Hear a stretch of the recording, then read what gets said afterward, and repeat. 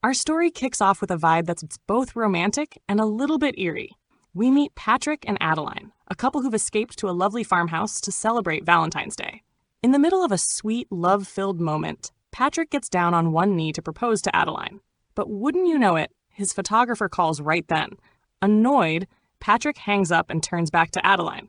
Before he can get the words out, though, an unseen assailant shatters their joy, turning it into a bloodbath. This mysterious killer first brutally takes down the photographer. Then he ambushes Patrick, firing an arrow straight into his head, killing him on the spot.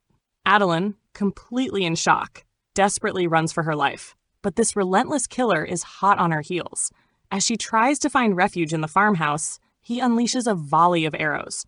One strikes her leg, leaving her badly wounded.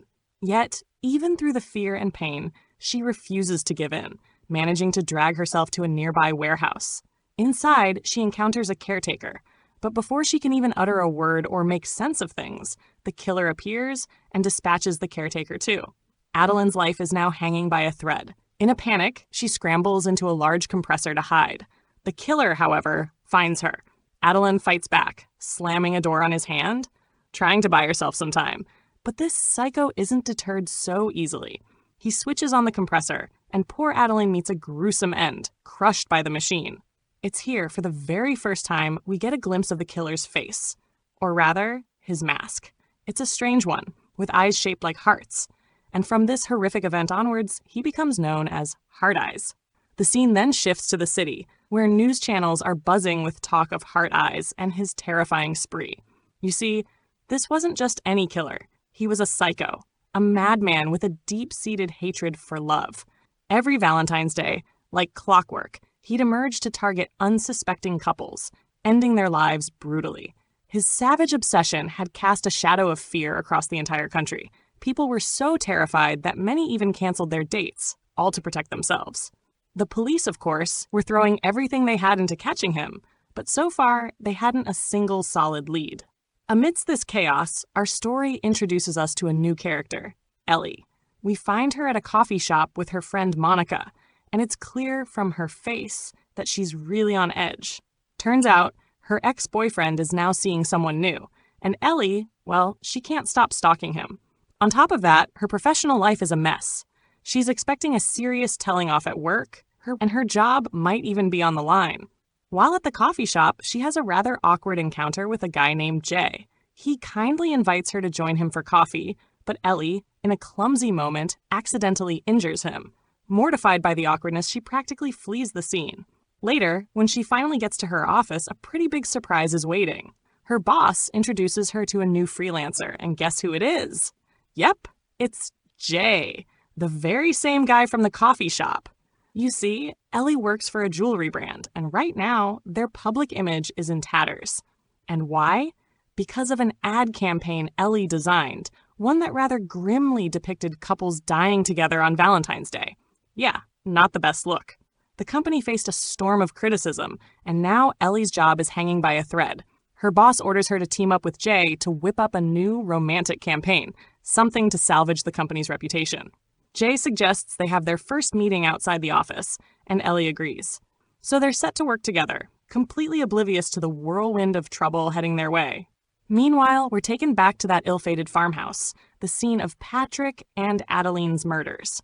The police are there, deep into their investigation. This is where we meet Detective Jean Shaw and her partner, Detective Hobbs.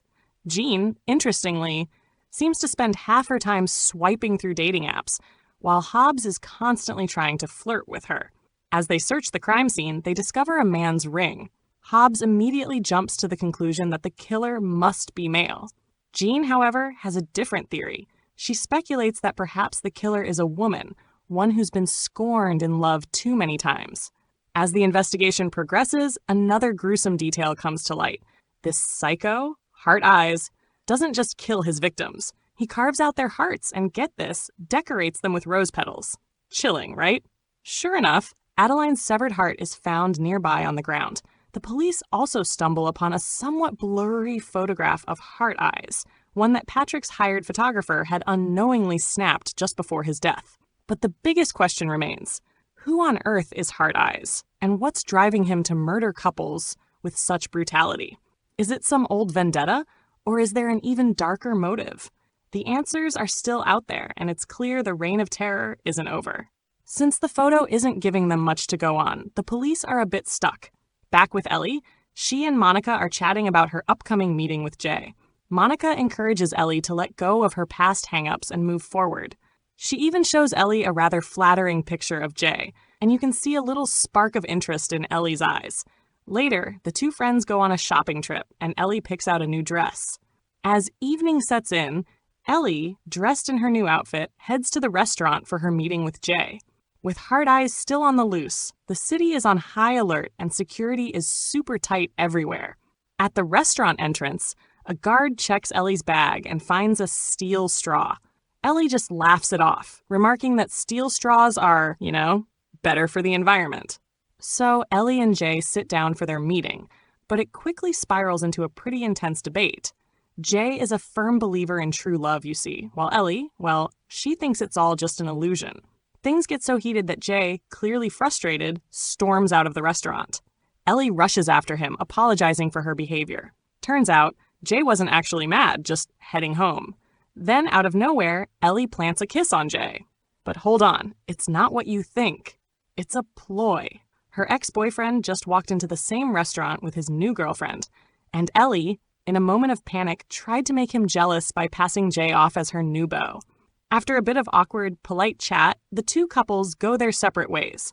Ellie apologizes to Jay again for her little stunt. Little do they know, a sinister figure is watching their every move from the shadows. Heart Eyes. And it looks like Ellie might just be his next target. Jay, being a gentleman, calls a cab to take Ellie home. They chat casually during the ride, and even the cab driver comments on what a nice couple they make. When they get to Ellie's place, she realizes, oh no, she's forgotten her keys inside. So Jay offers to help, breaking a window to get her in. In the process, though, he cuts his hand. Ellie insists he come inside so she can patch him up.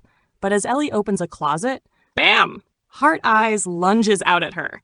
He'd been hiding in her house all along, apparently waiting for her. Jay immediately jumps in to fight him off, but the psycho starts firing arrows at them with his crossbow. Thinking fast, Ellie grabs a vase and smashes it over Hard Eye's head, dazing him for a crucial second. She uses this chance to drag Jay out of the house, slamming and locking the door behind them. They jump back into the cab, desperate to escape. But just then, Heart Eyes appears and brutally murders the cab driver. Terrified, but trying to stay calm, Ellie actually attempts to reason with the killer. She pleads with him, saying they're not a couple, hoping he'll spare them. But Heart Eyes isn't listening. He just aims his crossbow straight at them. They bolt, running into a deserted alley, but Heart Eyes is relentless in his pursuit.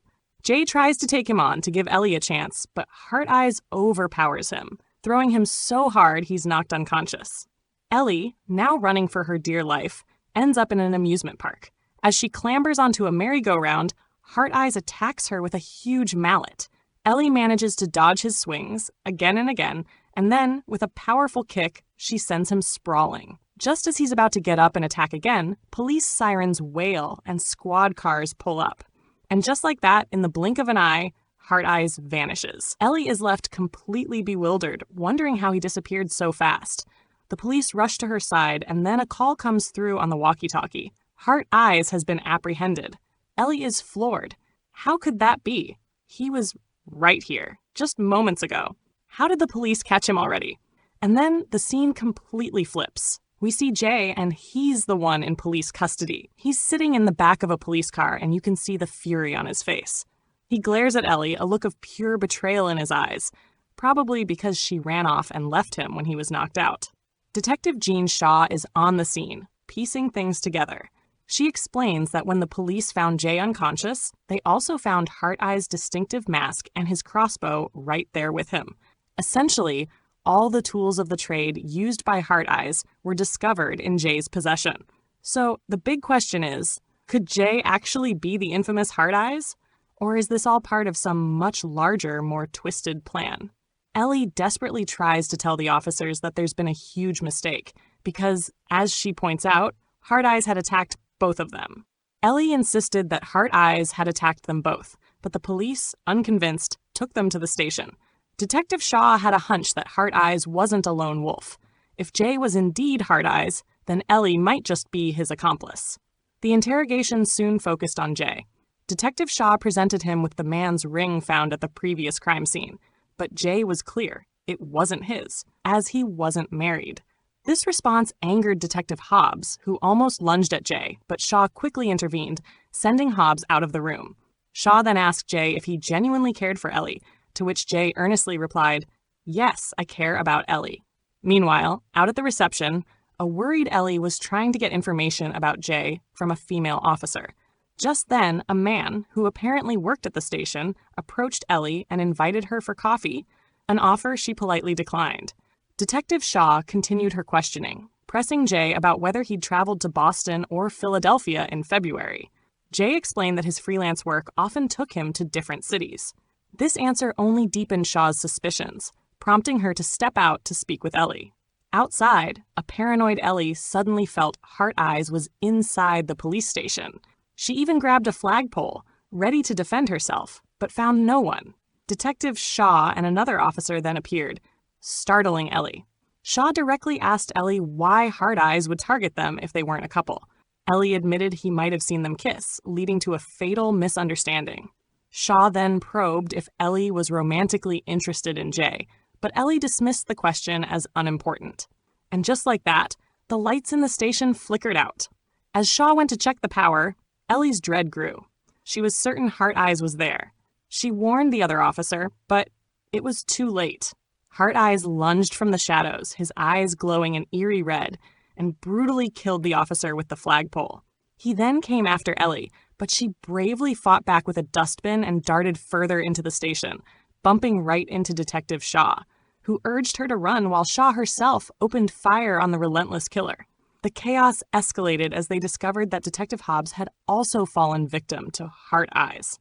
Ellie, terrified, rushed to the interrogation room, where Jay was still handcuffed, struggling to break free. Heart Eyes burst in, attacking Jay, who miraculously dodged the assault. Ellie, thinking fast, smashed the interrogation room window and fired at Heart Eyes, but her shots missed. The gunfire, however, was enough to make Heart Eyes retreat. Ellie and Jay then managed to escape the now compromised police station. Outside, Ellie tried to flag down a truck for help, but Jay pulled her back just in the nick of time, saving her from an unseen danger. They found themselves incredibly close, almost sharing a kiss, when, of course, Heart Eyes reappeared. They fled once more, this time finding themselves in an open-air cinema where a lively fair was underway. Heart Eyes, however, was hot on their trail, cutting down anyone who crossed his path.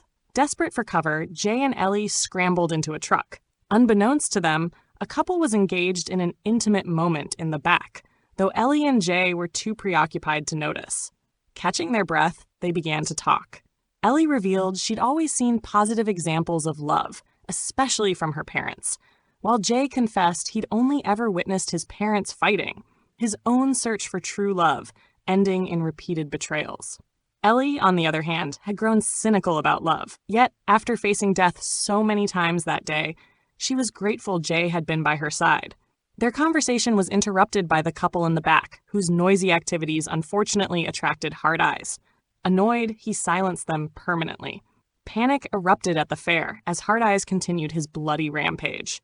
Jay and Ellie were running again, but Ellie, in a surge of courage, decided she had to confront Heart Eyes to protect the other couples. Jay, loyal to the end, agreed to help. They searched for weapons. Ellie even offered her steel straw, which Jay understandably dismissed. They then found knives near the couple Heart Eyes had just killed, and, armed, went after their tormentor. A brutal fight ensued. Ellie managed to land a blow on Heart Eyes' head, injuring him. Seizing the moment, Jay turned Heart Eyes' own signature weapon against him, plunging it into his chest. The sheer horror of it all overwhelmed Ellie, and she became physically sick on the fallen killer. When she finally removed his mask, the shocking truth was laid bare. They brought this Heart Eyes to the authorities. The police lauded their bravery. It seemed the nightmare was finally over. Detective Shaw, now fully convinced of Jay's innocence, offered him a ride home, which he accepted, needing to catch a flight. Before leaving, he gave Ellie his number. His departure left Ellie feeling a wave of sadness. Back at her apartment, missing Jay, she received a call from her friend Monica. Monica, ever the encourager, urged Ellie to go to the airport and stop Jay if her feelings were genuine. Spurred on, Ellie raced to the airport but couldn't find Jay anywhere. Then her phone rang, an unknown number. A chillingly familiar, terrifying voice echoed from the speaker. Heart Eyes. In a stunning twist, Heart Eyes was still alive.